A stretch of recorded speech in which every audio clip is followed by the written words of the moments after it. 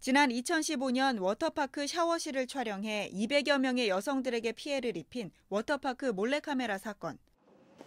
이후 몰카에 대한 경각심은 커졌지만 아직까지 상황은 크게 나아지지 못했습니다. 실제 지난해에만 적발된 몰래카메라 범죄 건수는 5천여 건으로 특히 6월에서 8월 사이에 집중되고 있습니다. 시민들의 불안감도 여전합니다. 평소에도 혹시 어디 우리 주변에 가까이에도 설치되어 있는 건 아닌가 불안할 때가 많이 있어요. 몰카 범죄는 온라인상으로 유포되면 삭제가 쉽지 않고 그로 인한 2차 피해를 줄 수 있어 더 큰 사회적 문제가 되고 있습니다. 하지만 현행법상 몰카를 이용한 범죄는 5년 이하의 징역이나 1,000만 원 이하의 벌금형이 전부입니다. 몰카를 판매하거나 소지하는 것에 대해서는 특별한 규제 자체가 없습니다. 실제 전자상가에 몰래카메라를 문의하자 전파 인증을 받은 제품을 사고 파는 것은 문제가 없다며 필요한 제품을 소개해줍니다. 어디 카메라가 있어요?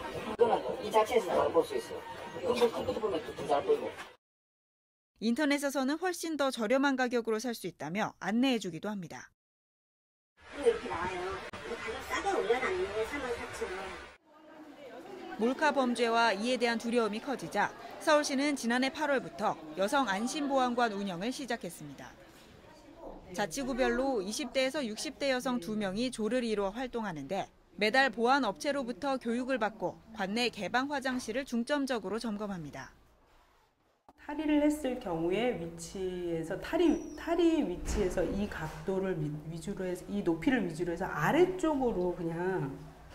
아래쪽으로 세세하게 둘러주면서 이렇게 전파 상태를 보는 거예요. 몰카 범죄 예방 차원에서 시작된 지 1년, 최근에는 점검을 먼저 신청하는 곳도 있습니다. 하지만 예방에 더해 근본적인 범죄 발생률을 낮추기 위해서는 구매와 소지에 대한 법적인 규제가 필요하다는 목소리가 커지고 있습니다. 지난달에는 몰카 단속과 상습범 처벌에 대한 몰카 예방법이 발의됐고 인터넷상에서는 몰카 판매를 법으로 금지하자는 제안이 큰 호응을 얻고 있는 겁니다. 사실은 위험한 건데 관리하는 법이 없단 말이에요. 처벌이 필요가 있다라도 경범죄나 이런 가벼운 거라고 한다면 그거보다는 이익이 많으니까 충분히 위험을 무릅쓸 가능성이 높고 판매도를 관리하는 법이 필요한 거죠.